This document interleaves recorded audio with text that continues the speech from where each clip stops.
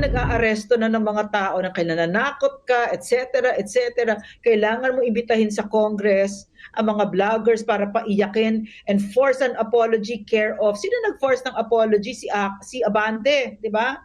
Nag-force siya ng apology. Ibig sabihin nun, that power is slipping out of your hands. At nararamdaman mo yon. Desperado ka na. Kasi kahit na ano pang gawin mo, tumale-balembong ka pa dyan, hindi ka mahal ng tao. May mensahe pala siya ngayon, may mensahe siya. Oh, may mensahe si tatay. Sabi niya, Mm. kalimutan niyo daw siya kung hindi niyo daw suportahan ang PDP niya. Pupunta pa kayo sa ground? Sige nga, maglakad nga kayo ng madaling araw dyan, mag-isa. Walang bodyguard. Tignan ko lang ko. Alright, magandang umaga, hapon o gabi sa inyo lahat, ha? Unang-una, syempre, nagpapasalamat sa Joe Malone TV sa mga viewers natin, OFW, pati na rin dito sa lokal sa Pilipinas. Maraming salamat po sa pagtangkilik, pagtutok, pagtiwala at higit sa lahat, pag-unawa doon sa mga topic at diskusyon na ating pinag-uusapan dahil naniniwala ang Joe Malone TV na ito yung mga kailangan natin pakialaman, bosesan, himahimayin at higit sa lahat unawain. Kasi baka mamaya kulang lang tayo sa pag-iintindi o dahil baka naintindihan na natin at alam naman natin na talagang niloloko lang tayo ng gobyerno na Hindi totoo, di ba? Hindi naman tayo pinanganak kahapon eh. Ayan yung mga salitang kanto eh. Pinagloloko mo ko, hindi naman kami pinanganak kahapon. Yan, di ba? Yan yung mga usual na nabubulalas natin na talaga naman na ito nga, nagkakadayaan na nga, di ba? Nagkakadayaan na talaga. Diyos ko. Nakakalungkot dahil hindi ko na alam kung ano pang mangyayari sa future natin, palala na ng palala. Kaya talagang dapat Duterte talaga nga iboto natin. Yung mga may concern sa batas, sa mamamayang Pilipino, sa Pilipinas, sa gobyerno ng Pilipinas, yung mga may mga concern dyan at alam nila na yan ang priority nila, yan ang botohin natin sa May 12. Malapit na. Konting ano na lang. Konting kembot na lang to mga kayon. O, kamusta ang Holy Week nyo? Kung ako naman ang tatanungin, syempre, talagang hindi ko sinadyang mag-upload nung 2 araw, nung Huwebes Santo at saka Biyernes Santo dahil ayoko mawala yung essence ng Holy Week eh. Tandang-tanda ako. 1980s kasi ako eh. 45 years old na ako today. Nung April 11. Ayoko kasi mawala yung essence ng ng Huwebes Santo saka ng Biyernes Santo. Matatandaan nyo noon, ng mga bata tayo yung mga tito, tita, mga lolo, lola. Pagka Holy Week, talagang tahimik ang kalsada, sarado ang mga mall, sarado ang mga tindahan. Ngayon, paglabas ko, may nagbibidyoke pa nga di ba? May nagbibidyoke pa. Ito yung mga panahon na talagang dapat hindi tayo magsasaya Kumbaga, magdinilay-nilay tayo. Diba? Ayoko mawala yun kaya hindi talaga ako nag-upload. Okay lang, kahit na 2 days off. Naglinis na lang ako, nag-aayos na lang ako ng mga gamit ko rito, pagtatapon ako ng mga ibang gamit na hindi ginagamit para pagka back to normal na ulit, maitapon na. Yun, hindi talaga ako nag-upload. Okay, kanta muna tayo. Siyempre, kanta muna tayo. Yung jingle ni Joe Malone. Di kami natatakot Sa katotohanan, boses ng masa amin pinapakinggan. Joe Malone TV, Issue ng bayan, ating pag-usapan. Tunay na balita, walang kinakampihan. Sumasalamin sa katotohanan lamang para sa mamamayan. Totoong laban, hindi puro drama, di rin chismisan. Lahat ng tanong may klarong kasagutan. Kasama ka dito sa diskusyon, boses mo may halaga sa solusyon. Laging alerto, Mapagmatya, truth ang hanap, di kami natitinag. Walang susot, walang tayaan ng serbisyo. diretsong usapan. Joe Malone TV, issue ng bayan, ating pag-usapan.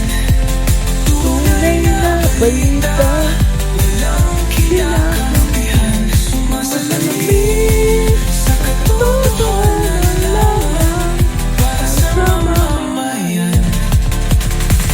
Totoong laban, walang Yun kulay, naman dapat, diba? walang kampi. Totoo ang laban. Balita, talakayan, katotohanan para sa bayan. Yon, maraming salamat sa inyo mga kayon. Paki-double check naman kung nakasubscribe na kayo. Kung hindi pa naman, paki-subscribe na lang, paki-click yung bell icon nang sa ganun umandar naman tayo. Tapos paki-like and share sa mga bagong pasok natin dito.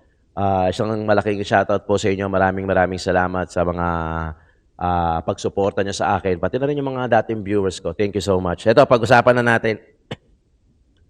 Pag-usapan na natin itong mga issue ng bayan natin pag-usapan dahil talagang, Diyos ko, mapapailing ka na lang. Mapapailing ka na lang at malalaman mo na lang na talagang nagkakadaya na. Well, hindi naman bago to. Hindi naman bago to. Lumang tugtugin na to. Pero, alam mo yung isa pa to yung ayuda. Very effective kasi, no? Yung vote buying, very effective. Bakit? Kasi kung hindi very effective yan, hindi maglalagay ng pondo dyan yung mga kawatan at ipamumudmud nila at bibili nila yung mga boto ng iba. Effective kasi, kaya may pondo. Di ba? Kung hindi na effective yan, mag-iisip na ng ibang paraan yan para makapag-vote buying. Kaso, wala Hindi mo naman, it is wrong to say na hindi mo naman masisi na ibenta nila yung boto na. No it is wrong. Kaso, ang nakikita ko doon, lack of proper knowledge. Di ba? Lack of awareness. Kung ano yung nangyayari bebenta mo yung boto mo. Okay. 2,000, 3,000, 500, 300 worth, di ba?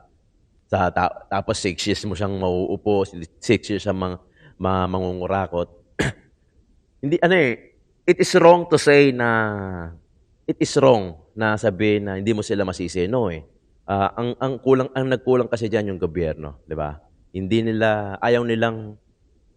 Ayaw nilang ibigay yung proper education doon sa mga tao, let's say yung mga libreng paaralan, quality, highest education. May mga libreng paaralan naman, of course. Yun nga lang talagang, minsan nasa tao na din Minsan nasa tao na din, pero madalas nasa gobyerno din. Kasi dapat gobyerno ang nag-aalaga sa mga taong bayan, di ba? It is wrong to say na hindi mo masisi kasi binenta nila yung boto nila. Wala silang proper knowledge at wala silang awareness kung ano yung nangyayari sa Philippine government natin. Ito na nagkanda-buhol-buhol na. Kumbaga, spaghetti na, palabok pa. Mantakin mo yun, kakainin mo ba yun? Spaghetti sa palabok. Di ba? Nagkagulo-gulo na. Ito yung resulta nung nabudol tayo. Ito yung resulta nung nabilan ng boto noon. Di ba? Na wala na. Hindi na alam kung saan patungo itong Papunta na raw sa puti Di ba? Ewan ko ba? Papunta na raw sa puti. Diyos ko. Panoorin natin. Angel Epanao, pati si Ling Osawa. Pag ikaw ay nag-aaresto na ng mga tao na kinananakot ka, etc., kailangan mo imbitahin sa Congress ang mga vloggers para paiyakin and force an apology care of. Sino nag-force ng apology? Si Abante, di ba? Nag-force siya ng apology. Ibig sabihin nun, that power is slipping out of your hands. At nararamdaman mo yon. Desperado ka na. Kasi kahit na ano pang gawin mo, tumale-balembong ka pa dyan, hindi ka mahal ng tao. No? At yun yung lakas ni PRRD. Hindi ka mahal ng tao. Mahal siya ng tao. Gusto natin bumalik yung prinsipyado na campaigning. No? Gusto natin we want to be the change that we want to see. Diba? So, ang sinabi ni Martin Romualdez sa akin noon, nung nasa opisina niya ako, the entry fee to Congress is $500 million. In other words, hindi ka pwede maging kongresista kung wala kang 500 million So sabi ko, Martin, pwede ba yon? Kasi pwede ba bumalik sa dati? Sa tatay ko, hindi niya ginawa yan Sabi niya, hindi na, nandyan na yan So, nakakagalit. Nakakagalit yung pagka-elitista at saka yung pagka-corrupt. Diba? Kasi, ang ibig sabihin, pagka gumastos ka ng ganyan, no? Ang ibig sabihin nun, hindi ka nandyan para magsilbi. Nandyan ka para kumita. Nandyan ka para magnakaw sa Pilipino. Diba? So kayo may kasalanan kung iboto nyo pa yung si Acop, si Paduano, si Pimentel, si Fernandez, si Abante, si Suarez, si Kimbo, si Libanan. Alam mo, yung mga nag-sign ng impeachment, Angel, the next episode natin, pakita natin kung sino yung mga nag-sign ng impeachment na yan. Correct. Yan yung huwag na natin iboto. Kahit na sabihin mo, kunyari, si Libanan, Leyte, di ba, Samar. Hindi naman ako taga-Samar, pero sabihin ko sa mga taga-Samar, ambag nyo yan? Kasi hindi naman tayo magkakahiwalay, iisa lang tayo, lahat tayo dito Pilipino. No? Ang nambaboy sa amin, sa Kongreso, si Pimentel, for instance, si Paduano, si Acop, hindi naman ako taga-district nila, di ba? Pero sinaktan nila ang Pilipino. Kasi kunyari, si Suarez, 'di ba? Diyos ko, 'di ba? So si Kimbo, Naka! nagsasayaw pa ito nung dinetain kami illegally. Tapos siya pa nagsabi na indefinite daw. Ang arrogante na hindi nila nakuha kung ano yung tama kapag ikaw ay kongresista. Nakita ko sa tatay ko, dapat unang-una mapagkumbaba ka. Yes. Saka pangalawa, dapat ang Pilipino ang Nasa pinagsisilbihan Bible mo, yun. katulad nung ginawa ni PRRD. Ganon.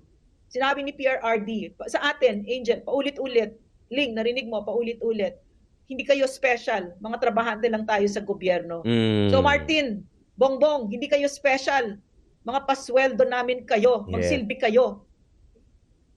Tsaka ano nga po once they lose the position, once they lose the power, once they lose the money and all, wala, they lose everything. And that's why they're buying friendship, they're buying power, they're buying all these people. But at the end of the day, they're loners, they're losers po talaga. So, You know why? Because they have nothing. They're nothing. Tama talaga si Baste. Without the position, without the resources, you're nothing. Because their internal lives are empty. These are some of the most broken people that I have ever met. They're empty. They're Yes. sorry excuses for human beings. And all they can do is hurt other people because they are wounded themselves. Di ba? Wounded people wound.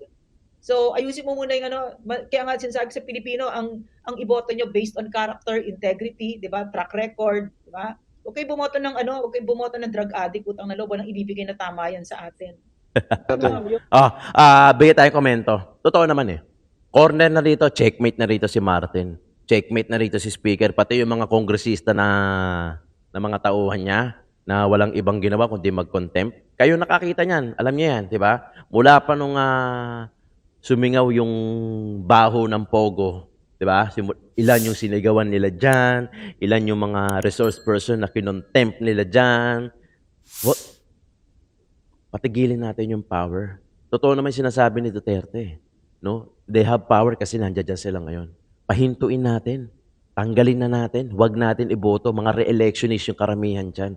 Sa mga corrupt na mga politiko na alam na natin, huwag natin iboto, parang awa nyo na. Pero kasi ganito Ganito kasi nakikita ko yung Duterte, hindi lumalabas sa survey Lahat Sa totoo lang, hindi Di ba? Hindi ko ina-underestimate yung power natin, mga solid. At pati yung power ng Duterte. No. Don't get me wrong. Ang problema kasi nakikita ko, kaya hindi pumapasok yung karamihan, yung 10 sa top 12. Alam mo kung ano? Lack of knowledge kasi. Lack of awareness. Marami tayong solid. Marami tayong nakakakita ng mali. Marami tayong nakakakita ng marami tayong gusto ng pagbabago. Pero ang problema kasi, mas marami pa din yung walang pakialam. Mas marami pa rin yung walang awareness, walang proper education. When I say proper education, it doesn't necessarily mean na kailangan mo mag-school. No. Kasi kahit mag-self-study ka ngayon, pwede naman Dahil we have all the resources. Meron tayong Google, Internet, Wikipedia, social media, na pwede na, mga reliable social media platforms na pwede nating paghugutan ng knowledge natin. Di ba? Ito yung assignment natin bilang botante. Alamin natin kung sino yung maboboto natin, yung track record, yung plataforma nila, based on their character, personality, at higit sa lahat, kailangan may takot sa Diyos. Dahil pag may takot sa Diyos, mayroong takot sa tao. Pag wala takot sa Diyos yan, malamang walang takot sa tao. Di ba? Kaya, baka sabihin ng iba kasi, politics issue to. Bakit mo ini-insert si God? No. Sa lahat ng bagay, kailangan naka-insert siya. Kasi wala naman lahat to kung wala siya. Di ba? Wala naman, ako, ikaw, lahat. Mga hayop, lahat, langit at lupa. Lahat yan galing sa Kanya. Kaya hindi mo pwedeng hindi. Politics issue to, politics view. Kaya dapat, politics to, walang i-omit natin si God dito sa part na to kasi issue ng bayan to. No. Hindi ganun yun. Kahit anong mangyari, kailangan ang pipiliin natin yung may takot sa Panginoon. Dahil pag may takot sa Panginoon, marirealize niya at align sa kilos niya kung ano yung gusto ng Panginoon. Hindi yung pag walang takot. Naku, wala rin takot sa tao yan. Di ba?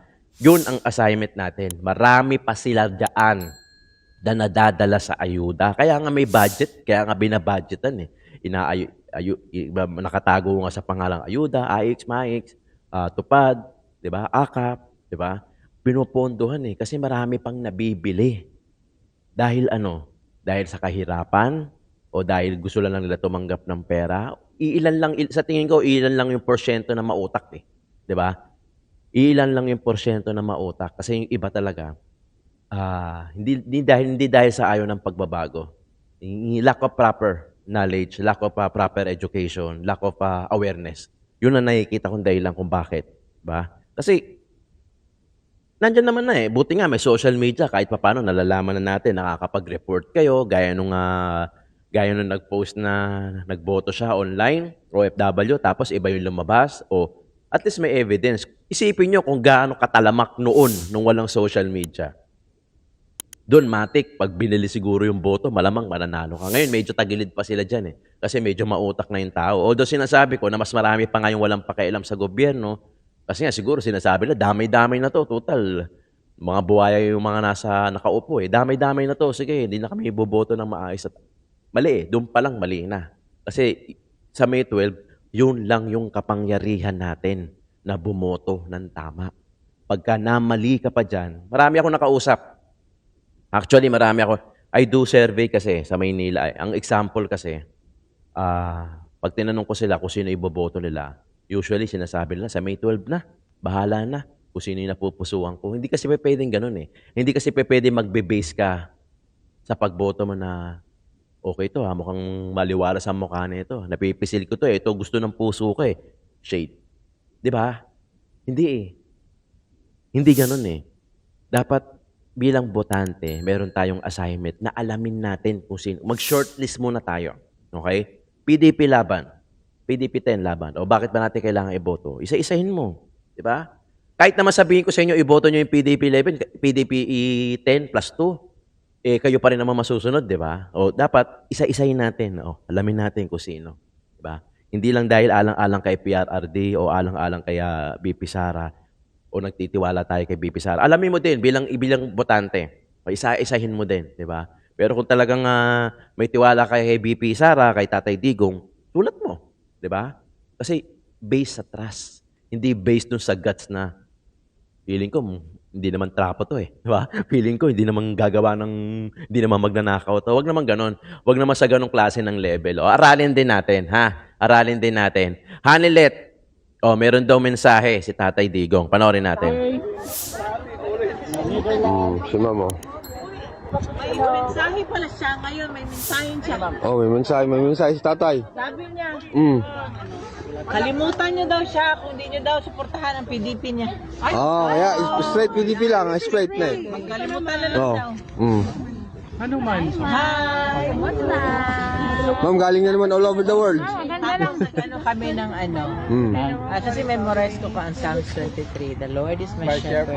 Dalawang beses I shall not want. I lack He maketh me nothing. to lie down in green pastures. Amen. He leadeth me beside still waters. He restored my soul. He leadeth me the path of righteousness for His name's sake. Yea, though I walk through the valley of the shadow of death, I will fear no evil, for Thou art with me. Thy rod and staff they Psalm comfort me. 23. Thou preparest a table before me in the presence of Of my enemy. enemies. Thou anointest my head with oil, my cup runneth over. Dalawang beses ko yan. So nice. Surely goodness and mercy. Sabi ko, hindi maybe ha, surely. Yes. Surely Amen. Ano Amen. call mo, ma'am? Nag-Bible study, nag-sharing mo, ma'am? Memorize ko man kasi yan. Favorite ko kasi yan. Tsaka yung niya, yung tawag ko. Kumusta yung tulog, ma'am? Kanang okay lang ka daw namin yung pakiramdam niya. Yung mababait yung mga yung bago na Staff? na guard dyan. Duterte rin yun, ma'am. Di ba yung Lahat sabi sila. sa akin, yung malangtangkad na lalaki? Ma, Duterte. Lahat sila, lahat tayo plan.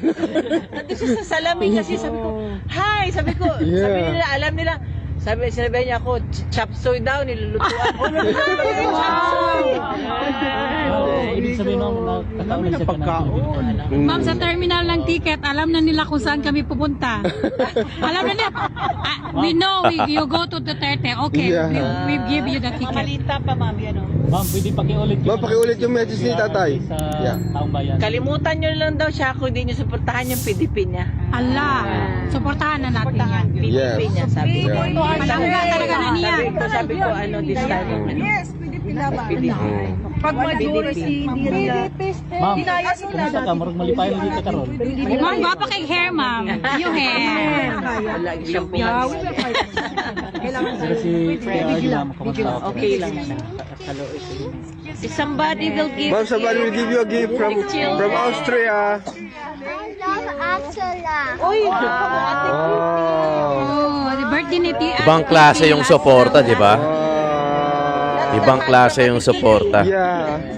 Yan yung hindi nabibili. salamat. Ay, naku. Yan yung hindi nabibili. Grabe. Thank you, ha. That's so sweet. Only Tatay Digong. Actually, si Tatay Digong pa nga. Baka si Tatay Digong pa mag-unite, no? Ang dahilan. Yes, ma'am. All the way, ma'am. Kilala niyo to si tatay, ma'am. May dog pa. Noon, Ma'am, kaya mo pagbitbitin. For him?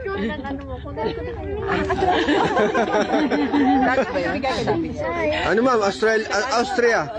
Austria, ma'am. Aha, Nilet, meron pa magpapikal. Salamat. Grabe, no? Grabe. Oh, foreigner, oh. Ibang klase. Padayon nga mensahe sa mga supporters ni Tatay at sa mga Pilipino kanunay na kanidre. Mga bago ni sila karon. Kaya nga, bago ma'am, Sweden, yung kahapon, Sweden, Norway. Salamat ha, maraming salamat. Maraming salamat. Ibang klase yung support ang pinapakita, no? Yung gaya ng sinasabi ko, baka si Tatay Digong pa yung maging dahilan para umasenso ulit tayo.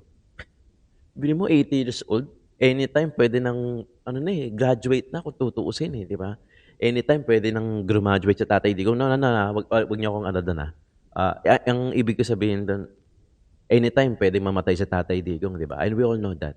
Pero putya, baka malamang sa malamang siya pa maging dahilan para mag-unite ulit, umasenso ulit. Bili mo for the very last moment, times, days, months, or years ni Tatay Digong, biri mo, inaalay pa rin ni Tatay Digong yung buhay niya sa atin.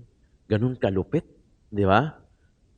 PDP laban, 10. Number gaming to Number gaming to tell you honestly. Number gaming to. The only way, ang kailangan natin, lagi ko nga sinasabi, paulit-ulit tayo pero okay lang.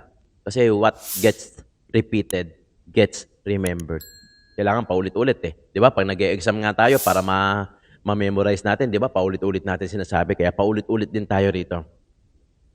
PDP laban, vote straight, +2. Okay? 12. Para sure, mas maraming boto na papabor kaya Tatay Digong, kay BP Sara, para sa impeachment trial. Mas sureball tayo sa 2028. Kasi yun ang hinihintay natin di ba? 2028. I don't think kasi na may impeach pa si BBM. No. I don't think na bababa pa siya. No. Ang naiisip ko dyan kasi, matatapos na yung termino niya, 2028. At ang nasisiguro ko, tatakbo si BP Inday Sara. Mas lalong yung eagerness na tumakbo ni BP Sara sa pagka-presidente sa 2028, mas lalong lumalaki, mas lalong lumalakas. Pero bago kasi yun, ito muna kasing impeachment Ito muna kasing impeachment. The more, the merrier. Yung the more na boboto kay BP Inday Sara para hindi makonvict, yun ang kailangan natin ngayon. Wag muna yung budol na naman si Marcos, si Amy. Budol na naman yan. Never again. Never forget. Okay, gets ko yan. Gets ko yan. Gets ko yan, never forget nyo. Gets ko yan, never again ninyo. Pero wala pa tayo doon. Lagi niyong tatandaan, wala pa tayo doon. Andi dito pa lang tayo sa impeachment trial na mangyayari sa June. Ilang buwan na lang, ilang araw na lang yan. June, July yan. Mangyayari. Diba? Kailangan ni VP Inday Sara ng numero, di ba? At sasabihin ko sa inyo, yung mga survey hindi pumapasok yung PDP 10 sa top 12 plus yung dayaan pa na mangyayari. Okay?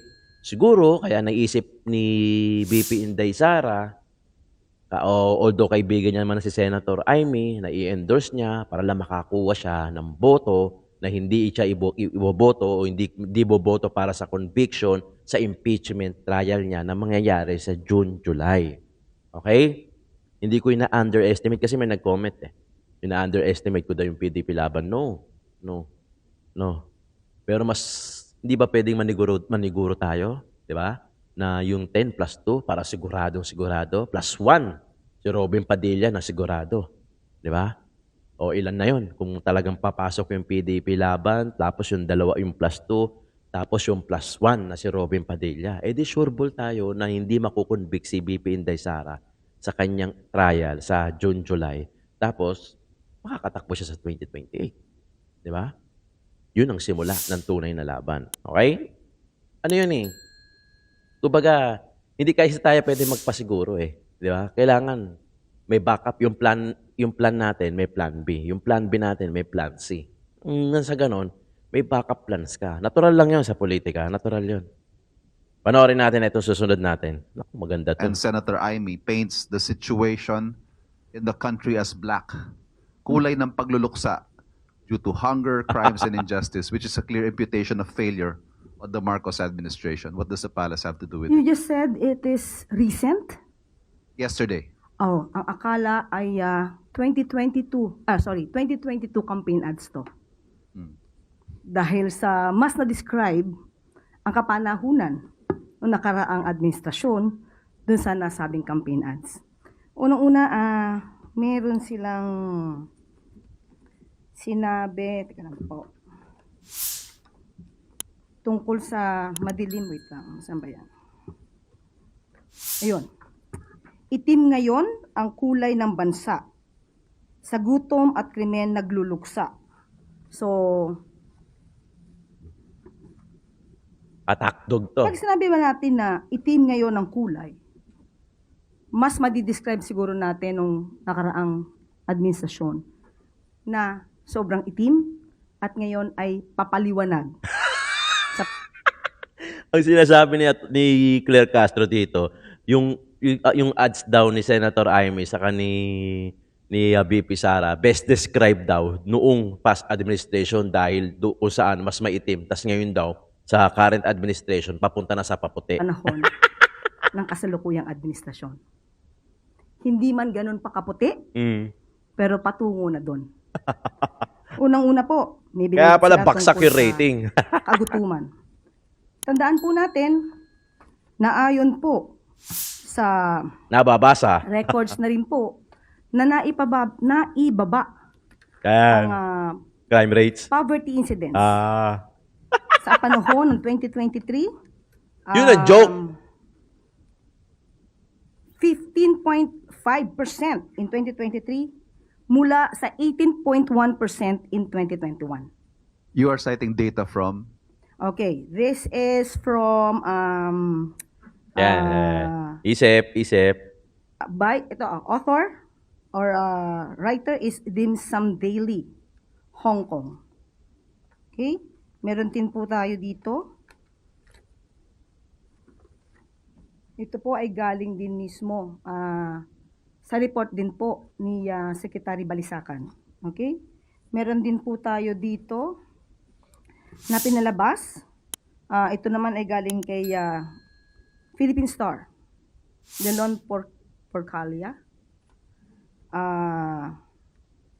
Meron pong naitala na 7.2 trillion na utang ang dating administrasyon at dahil po dito ay patuloy pa rin po natin binabayaran sa kasalukuyang administrasyon.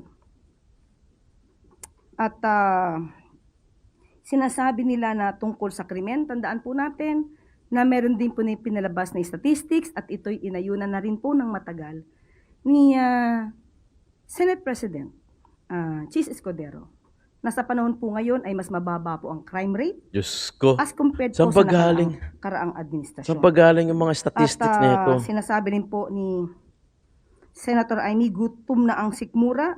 Pinaliwanag ko na po yan about the poverty incidents.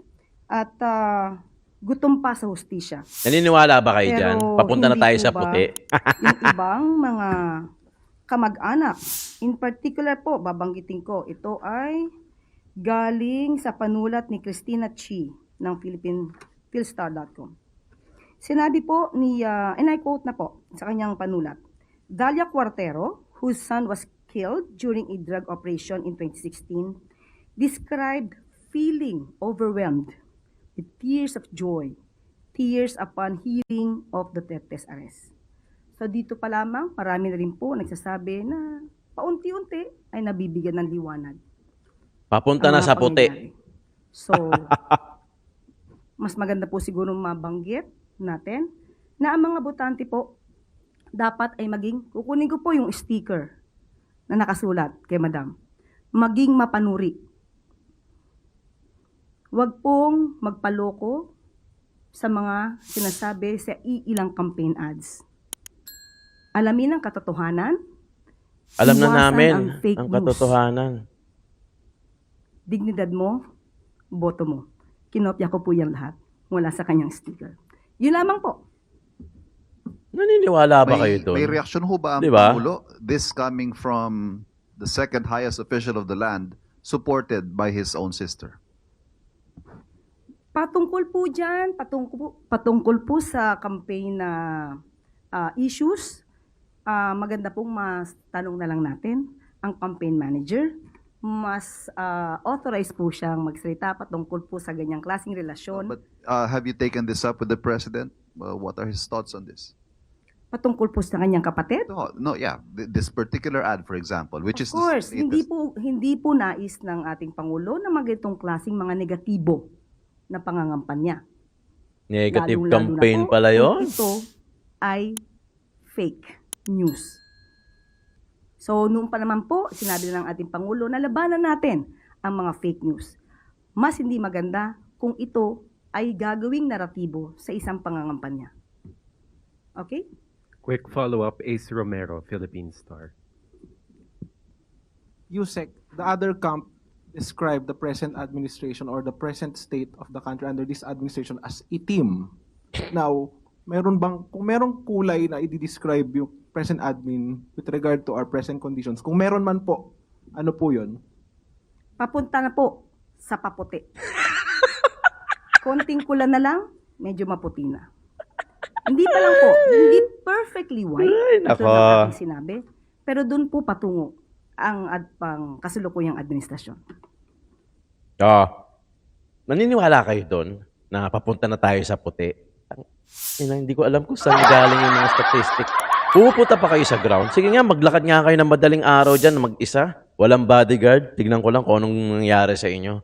Di ba? Nakakaloko. Nakakagago yung ganun. Yung klaseng papunta na tayo sa puti. Diyos ko, sino maniniwala dyan, pucha. Kahit ata bata, taga-probinsya, hindi maniniwala sa ganyan eh. Damang-dama natin ngayon yung kahirapan, yung gulo, yung sigalot, yung lukot, yung gulo sa Pilipinas. Damang-dama ngayon eh, di ba?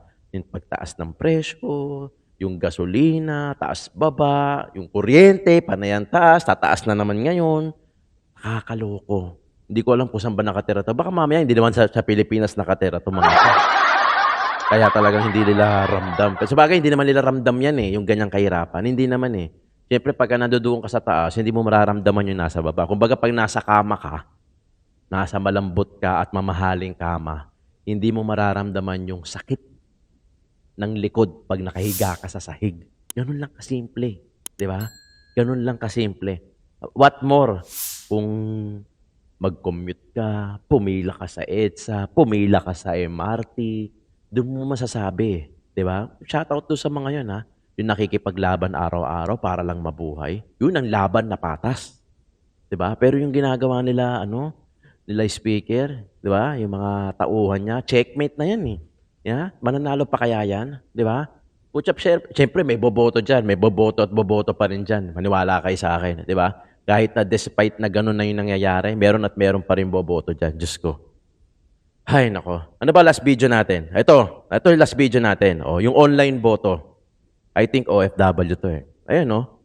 Straight PDP laban ang bobotohin niya. Ayan, De La Rosa, Bongo, Hinlo, Honasan, that's one. Lambino, PDP laban yan. Marcoleta, PDP laban yan. Doc Mata, independent yan pero in-endorse na rin yan. Kibuloy, PDP laban yan. Attorney Rodriguez, Camille Villar, binoto niya. O, party list. Duterte Youth. Okay? Yan na. Kung di ako nagkakamali, baka OFW to kasi online voting eh. Nauna sila eh. Nauna sila. Ang dami oh. Dami palang party list. Pucha. Dapat buwagin yung party list eh. Dapat mga congressmen na lang talaga, mga per district eh. Diba? Tapos, nag-result yan, 3 lang ang lumabas. Ayan, next niya na. Oh. Ayan, oh. May ano pa, may review your ballot pa. Ayan, oh. Polo Quibloy, Attorney Rodriguez, Philip Salvador, Camille Villar, party list. Ayun. Duterte Youth ang party list niya. Oh, ito yung post niyo. Done voting straight PDP laban, pero sa senatorials, 3 lang ang lumabas. Senator Bongo, Vic, at saka Marcoleta. Ang Youth Party, I'm voting for Duterte Youth Party List, NPA lumabas. Gabriela, kaloka tong online voting. Lumabas sila, Manny Pacquiao, Franz Castro, Arlene Brosas, sa mga tulpo. Di ako naboto ng NPA. Comelec, ayusin nyo trabaho nyo. Huwag kaming OFW, lokohin nyo. Di nyo talaga kaya mga Duterte, kaya gagawin nyo lang talaga dayaan. Di ba? Ito na yung sample. Nagkakadayaan. Oh. Marami to ha. Kahit i-search nyo sa Facebook, hindi to fake news. Kahit i-search nyo sa Facebook, hindi lang yung isang beses na maraming nagreklamo dyan sa online voting na yan. Grabe nangyayari ngayon. Although, doon pa naman yan eh. Noon pa naman yung mga dayaan, di ba? Alam na natin yan, noon pa naman yung dayaan. Pero ngayon, gagawin nila talaga lahat para manatili lang dyan sa power na yan. Kaya nga, huwag kayong magli-live eh. Ng blank eh. Huwag kayong mag-undervote. Yung 10 na PDP laban, gawin nyo ng 12 dahil baka gamitin yun, yung 2 na yun, sa ibang boto, edi gamitin nyo na. Di ba? Botohin nyo na yung +2. Di ba? Kung ako tatanungin nyo, Camille, at saka Amy Marcos. Kung ako pero syempre kayo pa rin na masusunod eh. Maraming nagko-comment dyan. Alam nyo, ganito may nag-comment sa akin, syempre hindi ko napapangalanan. May nag-comment sa akin, ang sabi niya, magre-register pa ba ako next kahit nakaboto na ako? Magre-register pa ba ako next kahit nakaboto ako ngayon darating na botohan? Di ba? Can you just imagine? Hindi nila alam. Yun yung sinasabi kong lack of awareness, lack of proper knowledge. Di ba? Pag bumoto ka nung nakaraan, syempre hindi ka na magpaparegister kasi active pa yung account, yung registration mo.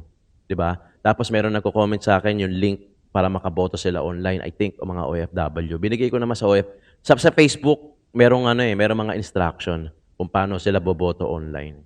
Yun yung sinasabi ko na kahit na available yung social media, available yung Wikipedia, yung Google, hindi lahat maalam sa ganong klaseng proseso, sa ganong klase na pagka nakaboto ka na, hindi mo na kailangan pa magpa-register sa susunod na botohan, sa 2028. Diba? Yun yung yun yung sinasabi ko na marami na tayo, pero mas marami pa rin sila na lack of awareness, lack of knowledge o proper knowledge doon sa ganong klase ng aspeto. Kaya nakakalungkot 'yun dahil yung iba diyan, I'm sure sa hindi nila malaman kung paano boboto na online hanggang sa lumipas na yung schedule, hindi na sila makakaboto. Sayang, baka magamit pa ng mga kalaban. Magulat nga lang, nakaboto pala yung account na 'yon. Hindi ko alam, di ba? Maraming salamat, Joe Malone TV. Tandaan nyo lang mga kayon. Yung May 12, yun ang kapangyarihan natin para mapahintunan natin yung kapangyarihan ng mga korap na politiko. Issue ng bayan, ating pag-usapan. God bless po.